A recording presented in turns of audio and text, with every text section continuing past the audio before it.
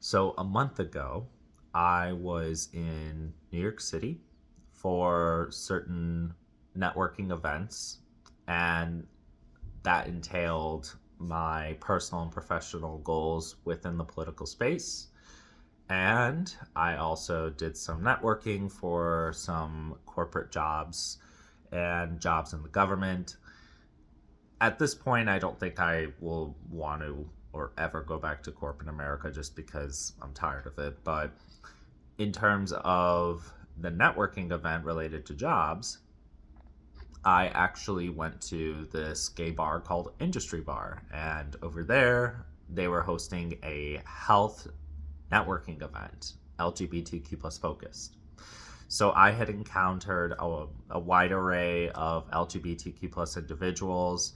It was around 2 hours, and I exchanged my resume and my information related to jobs I'm seeking, my work experience, educational attainment.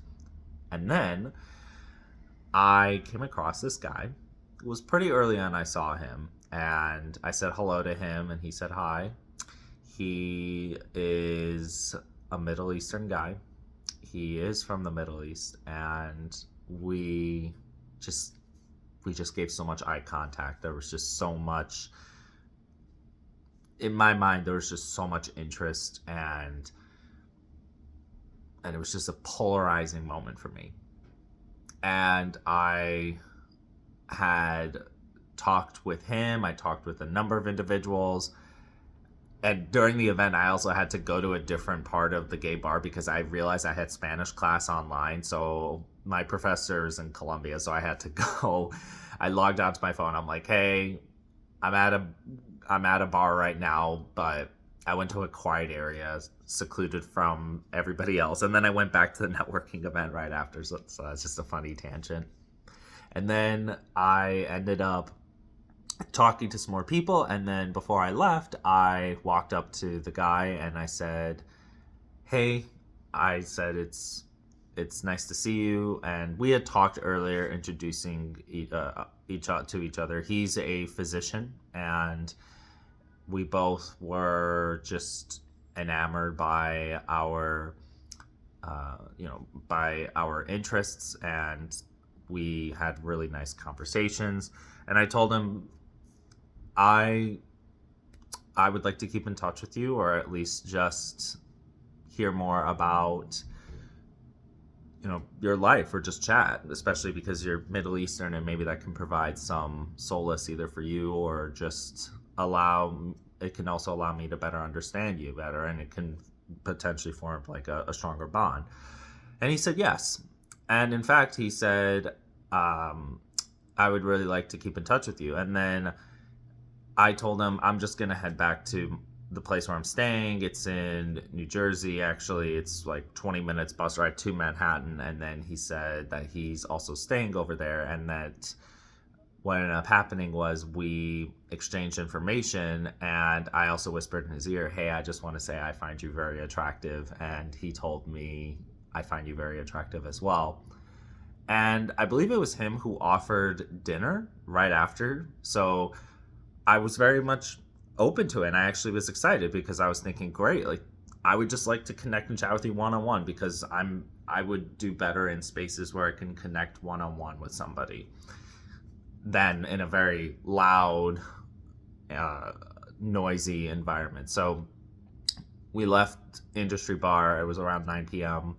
We went to have Thai food, and we ended up just talking for another 2 hours, and then we ended up taking the same bus back because it had made a stop at where I was staying before it made a stop at where he was staying, and he actually wanted to come back to my place, so he did, and yeah, we had sex. So, well, not full on sex, but we definitely got naked and had a really nice time with each other. So, I didn't plan on that, actually. I just wanted to keep in touch because it was getting late. I just wanted to go and rest.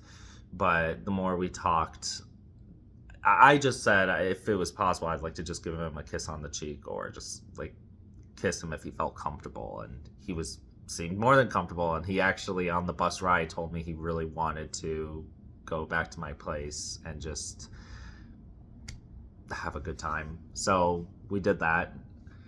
And I'm actually going back to New York City in the next few days to continue to do more networking and yeah, travel. And eventually, I'd love to move there. So it would be really cool to get to see him again.